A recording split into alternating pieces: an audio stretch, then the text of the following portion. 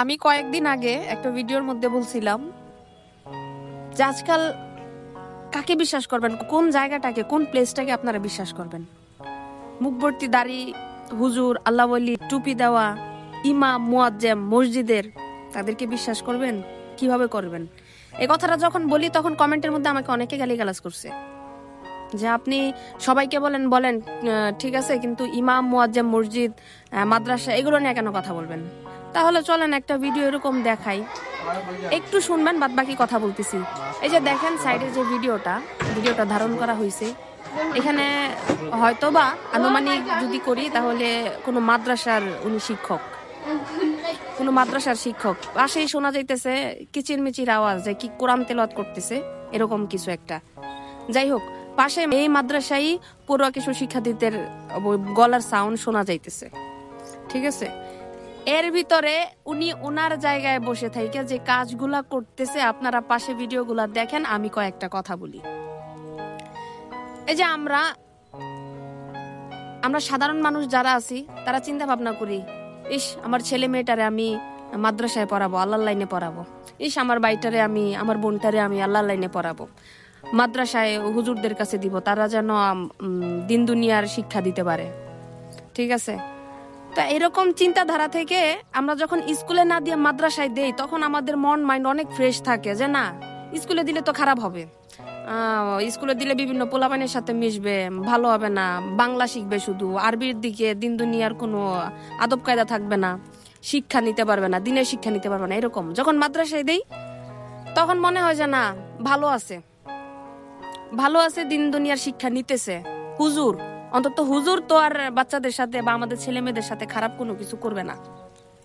ভুল।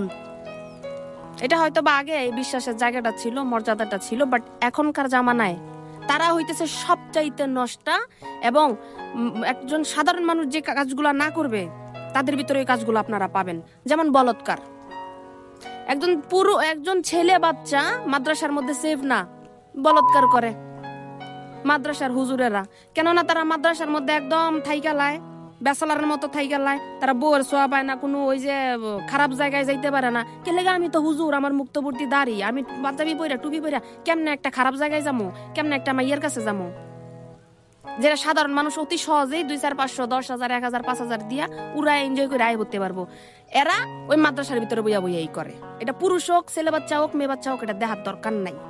এবার দেখেন এই ভিডিওর মধ্যে উনি কিন্তু মাদ্রাসার শিক্ষক, একদম খুব ভালো পরিমাণে বোঝা যাইতেছে উনি একজন মাদ্রাসার শিক্ষক।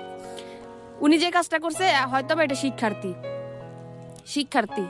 এক পাশে দাঁড়ায় রয়েছে, কোনো কাজে আসতে পারে বা কোনো কথাবার্তা বলতে আসতে পারে মাদ্রাসার মধ্যে শিক্ষকের কাছে, শিক্ষার্থীরা যে কারণে যায় বা কথাবার্তা।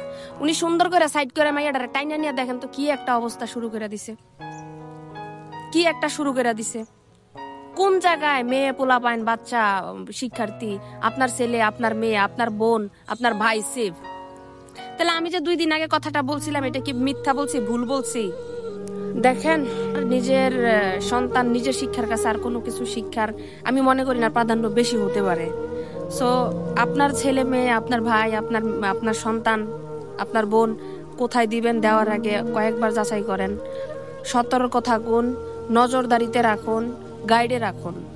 দিয়ে দিলাম এই না যে ভালো আছে মাদ্রাসার বা কি বলে মসজিদে মাদ্রাসায় দিলাম বা হুজুরদের কাছে দিলাম বলেই যে আমাদের সন্তান, আমাদের ছেলেমেয়েরা ভালো আছে, এরকম না ভাইবা হেলাসাদি করে ঘরে বসে থাকবেন না।